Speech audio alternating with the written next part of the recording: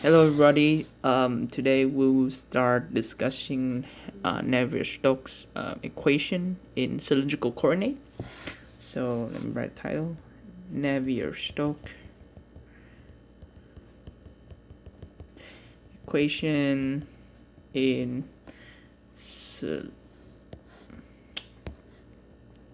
cylindrical coordinate. Okay. So why Navier-Stokes equation is important? First of all, the Navier-Stokes equation is, I would argue, the most important. Uh, one of the most, because there's more equation. One of the most important equation governing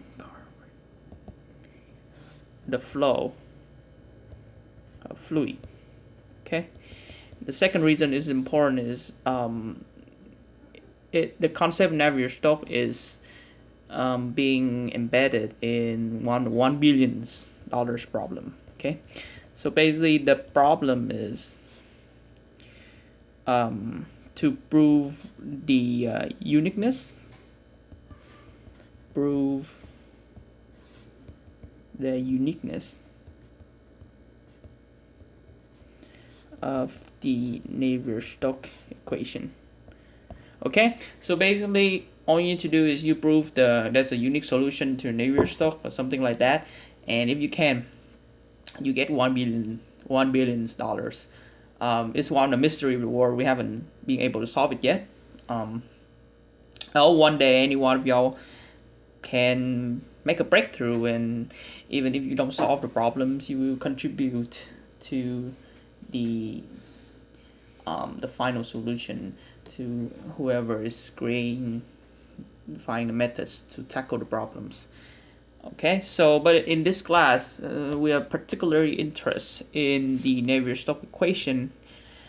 To do that, the Navier-Stokes equation will be in term of simplified form, because the full form is very insane. It's very hard to solve.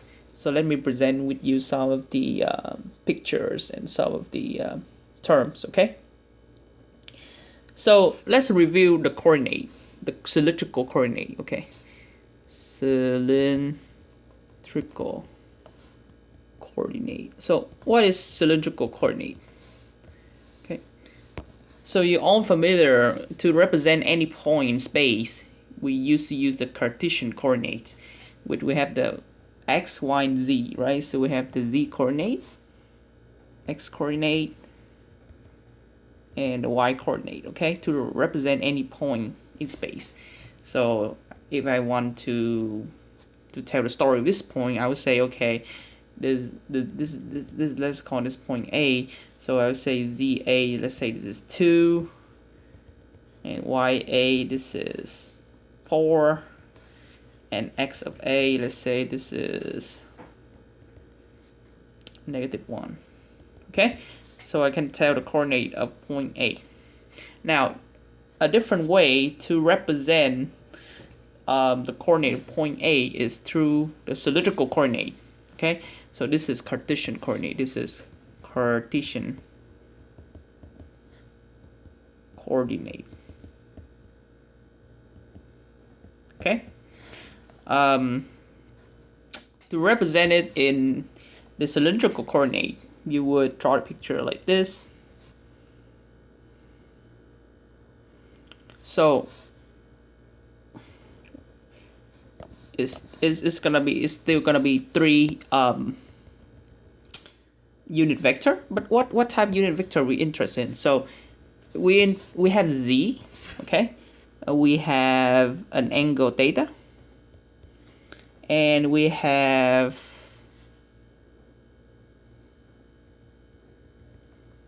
the length r, point A.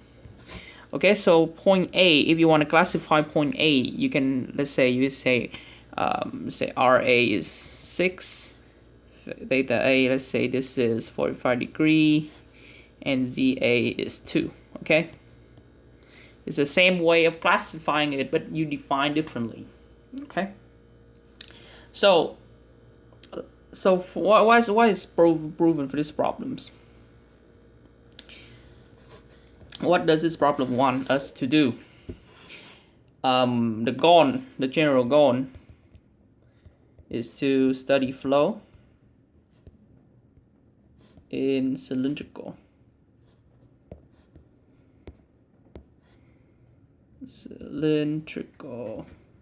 coordinate, right? Okay, and there's one thing I will bring your attention to is that when you look at the lecture note, or you look at the homework worksheet, velocity is being written as u. Okay, so lecture note, worksheet. However, if you look at the textbook, the velocity is gonna be represented as v. Okay, so this is one point I want to bring to. Okay, so let's discuss this particular problems, okay, in the future in more detail. So you guys can see the worksheet is posted on the respective file. So we what are you interested in? So we interest this flow, right? So let me draw it out. It's a flow. Okay, this is gonna be a flow in circular direction like this, and you are interested in a particular angle theta, and you have the length of this complete circle. You have the radius of that complete circle, so big R. Okay, and then you have any point, any radius outside is called radius R, small r, and the fluid is flow with angular velocity omega. Okay, so we need to implement some boundary condition before starting the problems. So what are those boundary conditions? Boundary condition. So we know that small r is greater than big R and less than infinity, which means that small r is finite. Okay, the boundary conditions say that as r, okay, you can, when r approach infinity, what will happen? The velocity at that angle theta will be 0. So what does it mean? It means that the fluid is at rest. Fluid at rest. Another way you can think about it is the term on the spinning. It just happened in a particular radius. When you go far, everything will be peace again. If you look at from a passenger perspective, let's say you look at like tornadoes, or you're looking at there's some like small tornado on the beach near the shore, and from outside it's very calm, but like during years there's a spinning, there's a tornado.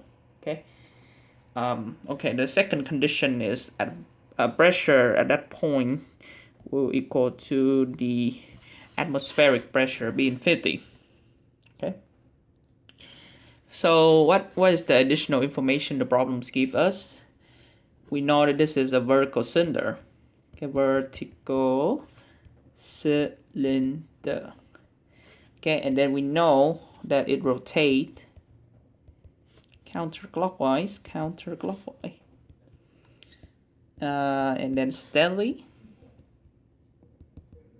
with an angular velocity omega. Okay, lastly but not least, we are given viscosity mu and density rho. And what type of flow? This is laminar flow, steady state, but no gravity effect.